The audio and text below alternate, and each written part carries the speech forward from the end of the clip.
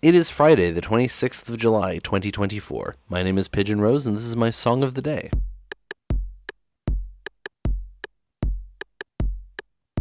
Here we are again with another Magnetic Field song. This one is another one that it kind of crept up on me a bit. It wasn't my immediate favorite off the album, but the more I listened to it, the more this one stood out to me. I think my partner at the time was also into it quite a bit, so that helped. That song is Busby Berkeley Dreams. Now, before we get into it, Busby Berkeley was a film director and musical choreographer. He was known for these big, elaborate dance numbers. You'd have a lot of like top-down shots of a bunch of people dancing around wearing different outfits, and it creates this kind of weird kaleidoscope effect. That was Busby Berkeley's whole thing, and that gets referenced in the song, so we'll come back to that. But I just wanted to give you that base knowledge before we went into it. So this song, I think it's another one of those ones that's like kind of a fan favorite, but wouldn't necessarily be that known by people who aren't fans. Yeah, it took me a bit, but I very distinctly remember I used to listen to this album a lot traveling to Galway, because the 3 CDs are about the length of the bus to Galway. And then there was also, I was doing this writing course in Dublin, and I listened to a lot of this album, as well as, like, Space Boyfriend, which is such a, like, that person doesn't make music under that name anymore. And, like, I wish they did, because it was really good. And also In Love with a Ghost and Snail's House and a bunch of other people like that. But yeah, I distinctly remember listening to this song while walking through the rain in Dublin, heading to the bus station after coming back on my writing course. Anyway, we're going to listen to it now, and then we'll come back in a few minutes and talk about it.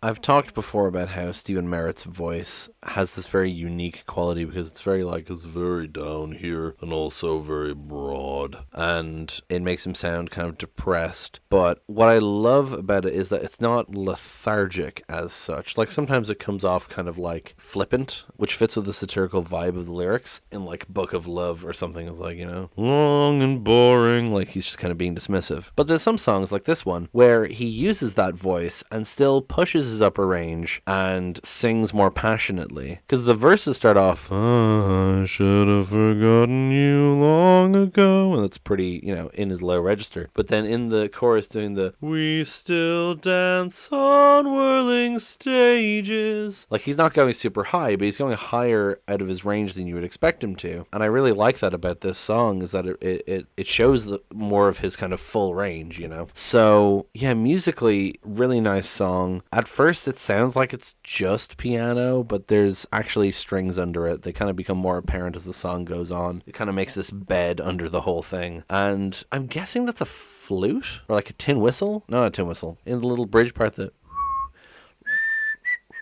a glockenspiel. I know they play glockenspiel in a bunch of their stuff. It all comes together really nicely, and I really like it. Now, in terms of lyrics, I should have forgotten you long ago, but you're in every song I know. Whining and pining is wrong, and so on and so forth. Of course, but no, you can't have a divorce. I try to read the lyrics out just as like sentences and neutrally as possible, so that I'm just reading them out. But there's some songs where the melody is so in me and so in the lyrics that it's hard for me to read it out normally. It's hard for me to say wrong and so on and so forth, because it's wrong and so on and so forth, It's hard to read it dryly. So here, again, another song about finding it hard to move on from someone, right? And so, I should have forgotten you long ago, but you're in every song I know, is a sentiment that a lot of people can understand. Everything reminding you of someone, particularly you hear a love song and you think of them. Sorry, I just saw on Genius, this has 6,009 views. Nice. 69 love songs. Anyway, because they're always on your mind, you apply everything to that, so you see it or you hear it through that lens. So you hear a love song on the radio and you think of them, right? Because you love them. Which again is bringing in this theme of this album being about love songs, right? The self-deprecating thing, whining and pining is wrong and so on and so forth. Of course, like he's making fun of himself that I shouldn't be whining. But then he says, no, you can't have a divorce. So it implies like a separation, but he doesn't want to go through with a divorce because he doesn't want to actually sever this connection. He doesn't want that person to go away, And then the chorus, I haven't seen you in ages, but it's not as bleak as it seems. We still dance on whirling stages in my Busby Berkeley dreams. The tears have stained all the pages of my true romance magazines. We still dance in my outrageously beautiful Busby Berkeley dreams. So, what I was saying before about Busby Berkeley being a famous choreographer describes his dreams as Busby Berkeley dreams. So his dreams are these elaborate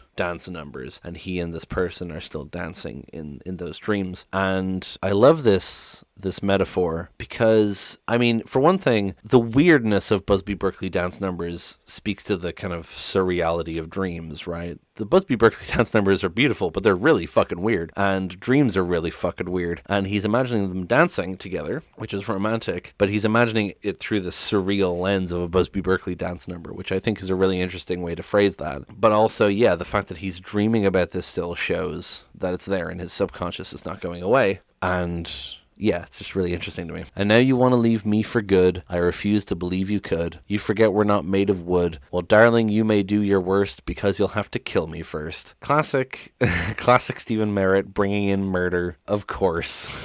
It's such a Stephen Merritt line, talking about, like, not wanting to put up with this divorce, like I said, but then you may do your worst because you'll have to kill me first. Just, ugh.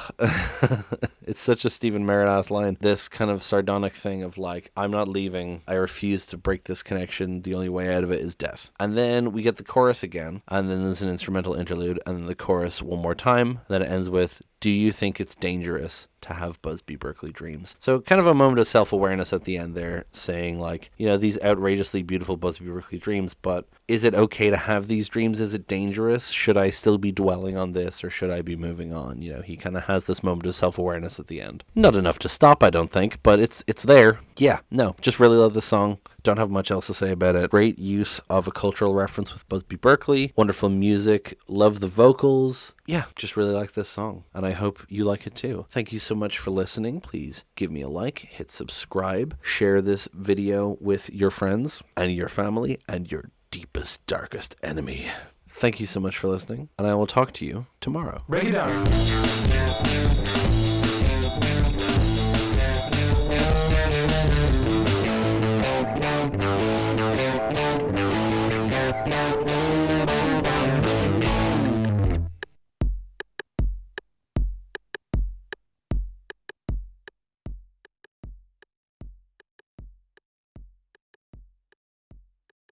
Here we are with another Magnetic Field song, and this time it's probably their best known song.